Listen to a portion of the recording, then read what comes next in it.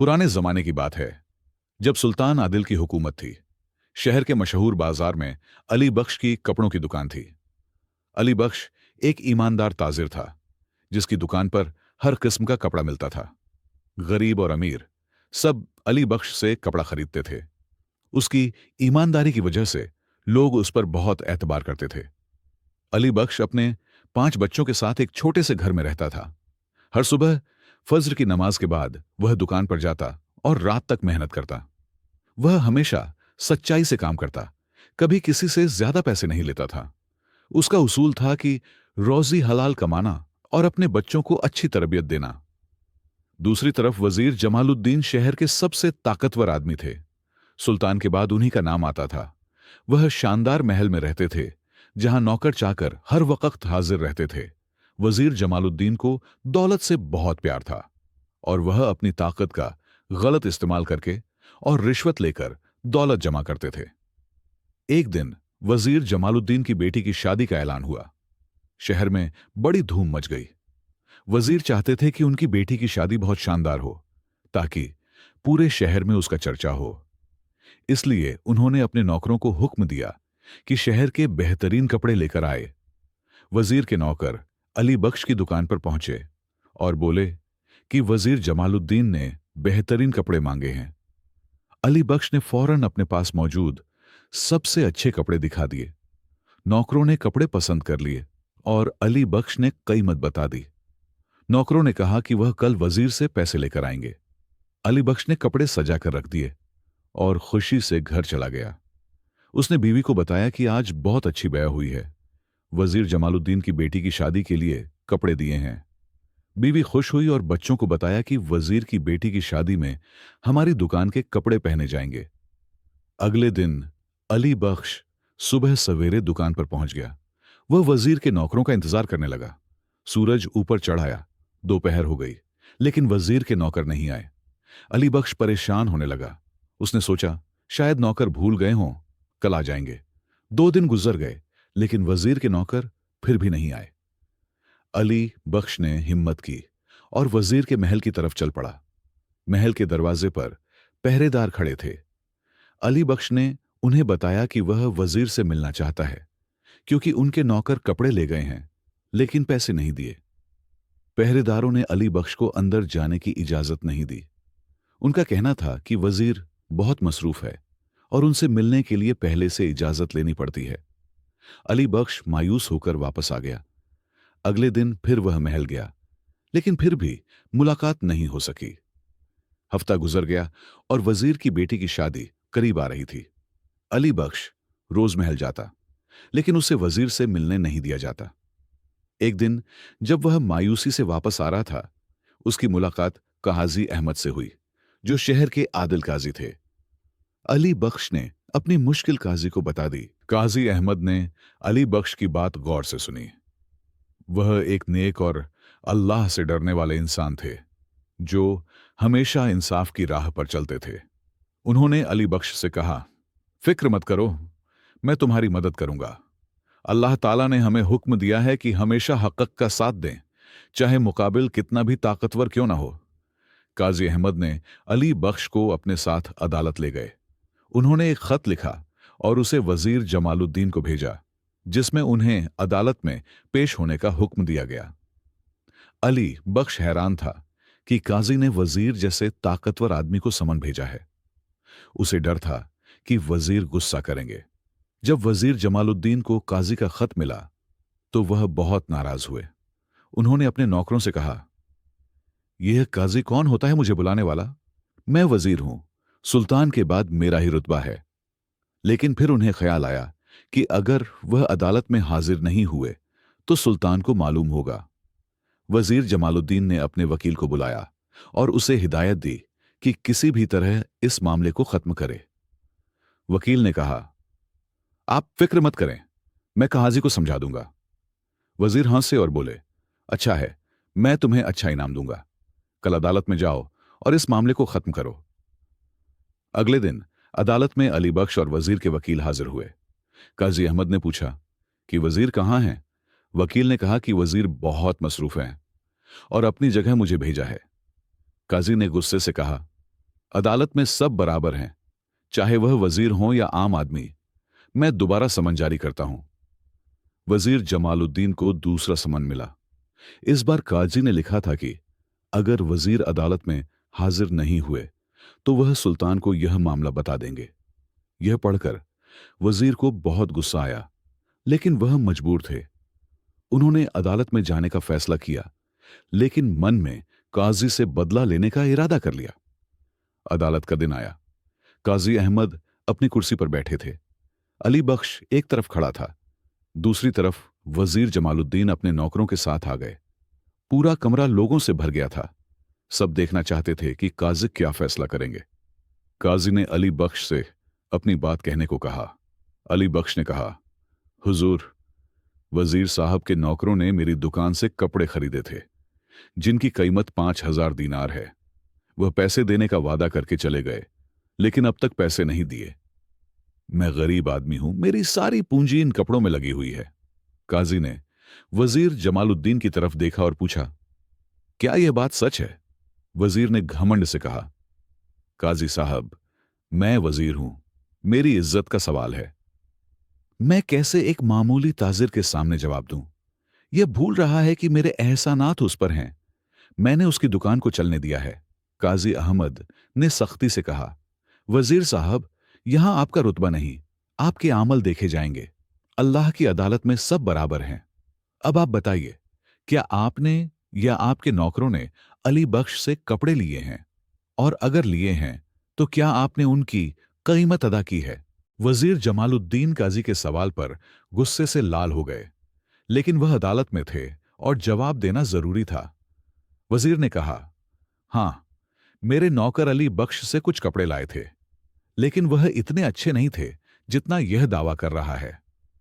मैं पैसे भेजने का इरादा करता था, लेकिन बेटी की शादी की तैयारियों में मसरूफ हो गया।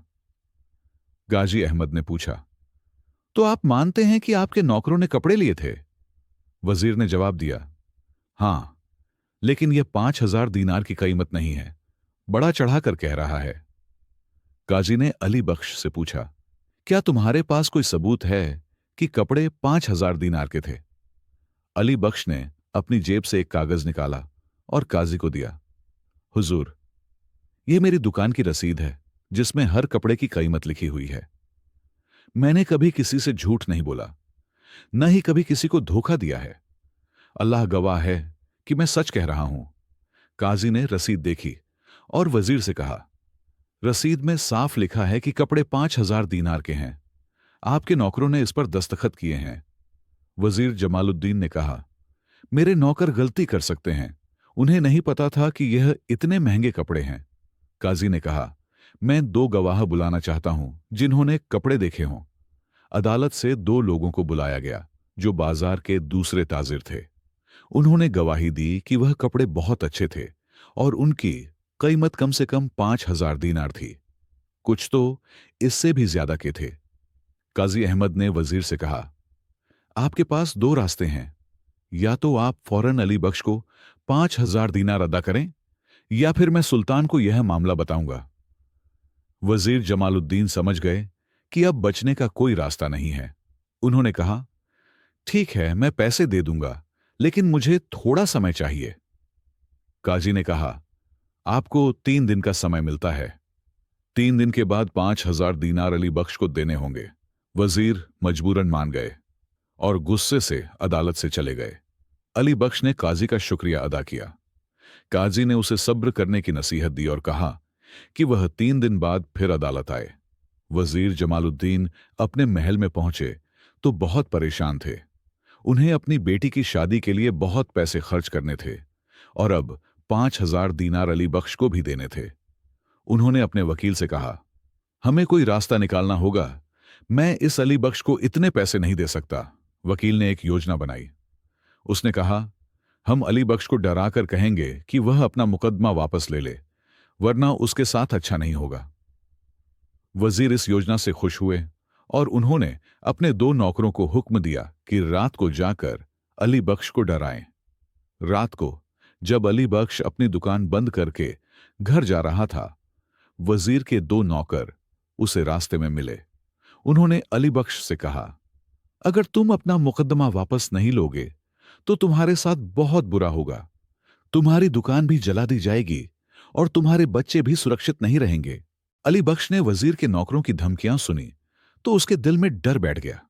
वह जानता था कि वजीर जमालुद्दीन बहुत ताकतवर हैं और अगर वे चाहें तो उसकी जिंदगी तबाह कर सकते हैं। घर पहुंचकर उसने अपनी बीवी को सारी बात बताई। बीवी ने कहा, हम अल्लाह पर भरोसा करेंगे, वही हमारा हामी और नासिर है। रात भर अली बख्श सो नहीं सका। वह सोच रहा था कि क्या करे। एक तरफ उसका हक था और दूसरी तरफ उसके परिवार की सलामती का खतरा। सहरी के वक्त उसने तहज्जुद की नमाज पढ़ी और अल्लाह से दुआ की, या अल्लाह, मुझे राह दिखा, मैं तेरे सहारे हूं।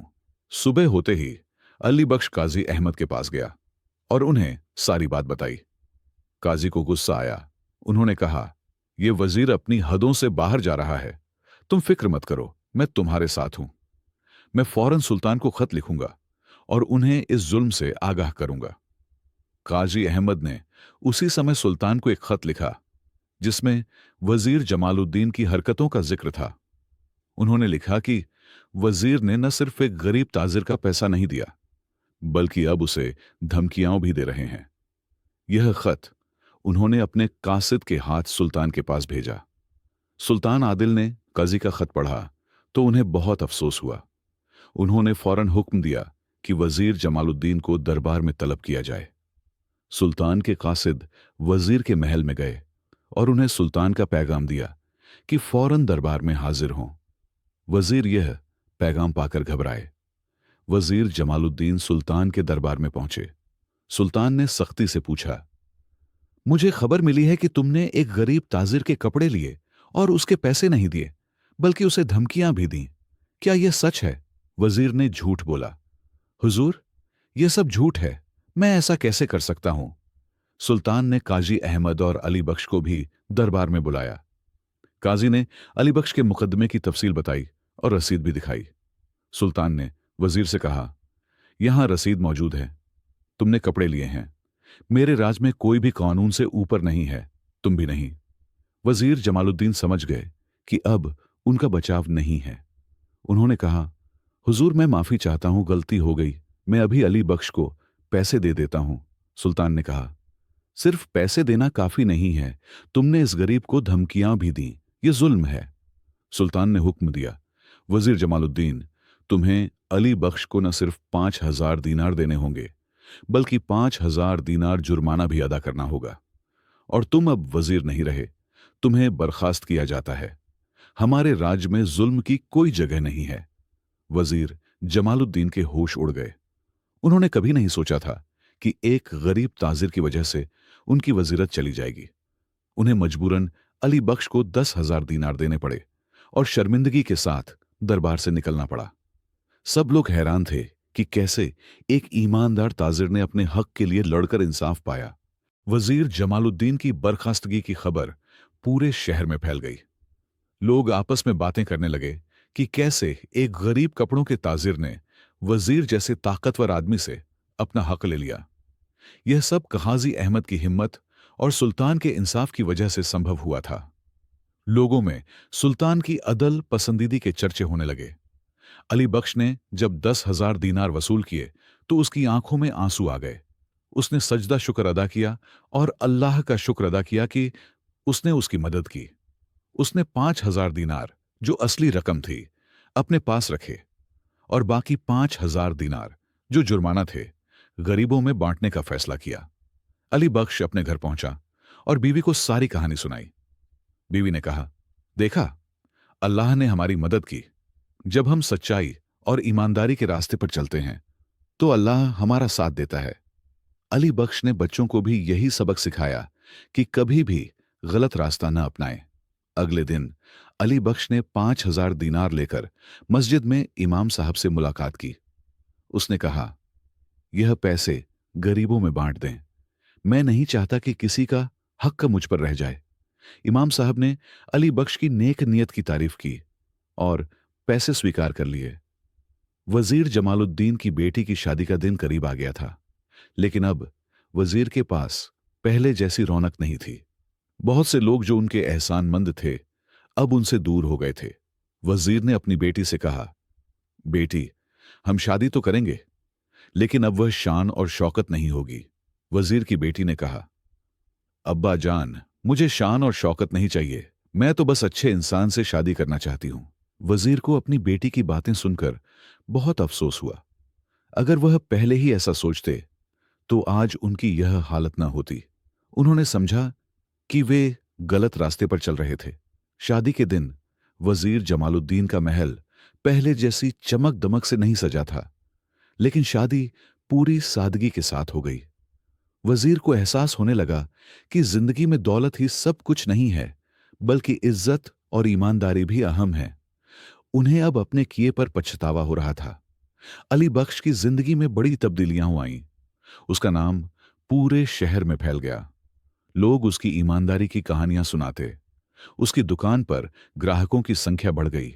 सब जानते थे कि अली बख्श एक ईमानदार ताजिर है, जो कभी किसी से ज्यादा पैसे नहीं लेता और न ही कभी किसी को धोखा देता है। सुल्तान ने भी अली बख्श को अपने दरबार में बुलाया। उन्होंने कहा, तुमने अपनी ईमानदारी से साबित किया है कि हर इंसान में हिम्मत होती है। मैं चाहता हूं कि तुम मेरे दरबार के कपड़ों के ताजिर बनो। अली बख्श ने सुल्तान की पेशकश स्वीकार कर ली और शुक्र अदा किया। कुछ दिन बाद अली बख्श अपनी दुकान पर बैठा था जब वजीर जमालुद्दीन वहां आए।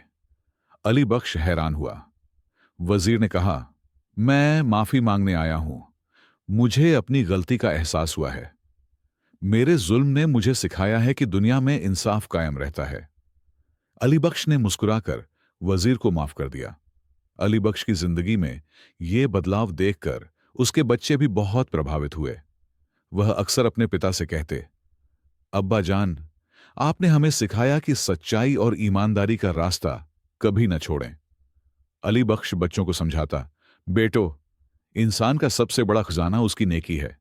दौलत तो आती जाती रहती है, लेकिन एक अच्छे नाम की दौलत हमेशा साथ रहती है। दूसरी तरफ वजीर जमालुद्दीन अपनी जिंदगी में बड़े बदलाव ला रहे थे। मंत्रालय से बर्खास्त होने के बाद उन्होंने अपनी जिंदगी का जायजा लिया और महसूस किया कि उन्होंने कितना गलत किया था। वह अक्सर मस्जिद जाते और अल्लाह से तौबा करते। उन्होंने अपनी नाजायज दौलत गरीबों में बांटना शुरू कर दी। एक दिन वजीर जमालुद्दीन ने अली बख्श को अपने घर दावत दी। अली बख्श हैरान था, लेकिन वह दावत स्वीकार करके गया। वजीर ने कहा, मैंने जिंदगी में बहुत गलतियां की, लेकिन आपकी वजह से मुझे सही रास्ता मिला। मैं चाहता हूं कि आप मुझे अपना दोस्त समझें। अली बख्श ने वजीर की बदलाव देखकर कहा, अल्लाह हमेशा माफ करने वाला है। जब इंसान सच्चे दिल से तौबा करता है तो अल्लाह उसे माफ कर देता है। वजीर की आंखों में आंसू आ गए। उस दिन से दोनों के बीच दोस्ती की शुरुआत हुई, जो समय के साथ मजबूत होती गई। अली बख्श की शोहरत बढ़ती गई। सुल्तान के दरबार में उसका मकाम बढ़ता गया। सुल्तान अक्सर उससे मशवरा लेते। एक दिन सुल्तान ने उसे बुलाकर कहा, आपकी ईमानदारी और काबिलियत ने मुझे प्रभावित किया है। मैं आपको अपनी हुकूमत में एक अहम ओहदा देना चाहता हूं। अली बख्श ने जवाब दिया, हुजूर, मैं आपका शुक्रगुजार हूं, लेकिन मैं एक सादा ताजिर हूं और इसी में खुश हूं।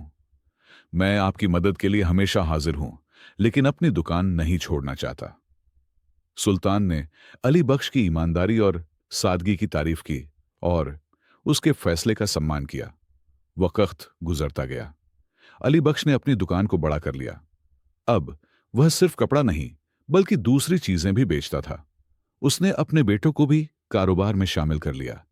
वह उन्हें हमेशा यही सिखाता कि कारोबार में ईमानदारी और सच्चाई से काम लेना चाहिए, चाहे इससे कुछ नुकसान ही क्यों ना हो। वजीर जमालुद्दीन भी अपनी नई जिंदगी में खुश थे। उन्होंने अपना ज्यादातर वक्त लोगों की सेवा में लगाना शुरू कर दिया। उन्होंने अपने पैसों से एक मदरसा बनवाया, जहां गरीब बच्चों को मुफ्त तालीम दी जाती थी। लोग कहते कि वजीर जमालुद्दीन तो बदल गए हैं, अब वह पहले जैसे नहीं रहे। एक दिन शहर में बड़ा कहत पड़ा। लोगों के पास खाने के लिए अनाज नहीं था। अली बख्श ने अपने जखीरे से अनाज निकालकर लोगों में मुफ्त बांटा। वजीर जमालुद्दीन ने भी अपने पैसों से बाहर से अनाज मंगवाकर लोगों में बांटा। दोनों ने मिलकर शहर के लोगों की मदद की। सुल्तान ने दोनों की खिदमतों को सराहा। उन्होंने शहर के सभी लोगों को इकट्ठा किया और कहा, ये दो व्यक्ति अली बख्श और जमालुद्दीन हमारे लिए मिसाल हैं। एक ने हमेशा सच्चाई का दामन थामा और दूसरे ने अपनी गलतियों से सीखकर अपनी जिंदगी बदल ली। हमें इन दोनों से सबक लेना चाहिए। 10 साल गुजर गए। अली बख्श का कारोबार पूरे मुल्क में फैल चुका था। उसके बेटे भी अपने पिता की तरह ईमानदार ताजिर बन गए थे। अली बख्श अब बूढ़ा हो गया था, लेकिन अभी भी लोगों की मदद करना और नेकी का काम करना नहीं छोड़ा था।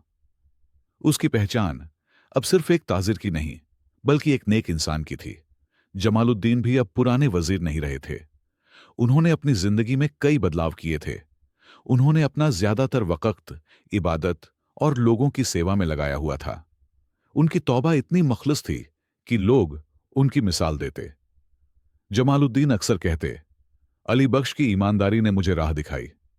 सुल्तान आदिल की सेहत खराब होने लगी थी। उन्होंने अपने शहजादे को तख्त सौंपने का फैसला किया। ताजपोशी से पहले सुल्तान ने अपने शहजादे को बुलाया और कहा, बेटा, एक हुक्मरान के लिए सबसे जरूरी चीज इंसाफ है। अली बख्श और जमालुद्दीन की कहानी कभी ना भूलना। यह तुम्हें हमेशा सीधा रास्ता दिखाएगी। शहजादे ने ताज पहन लिया और नया सुल्तान बन गया।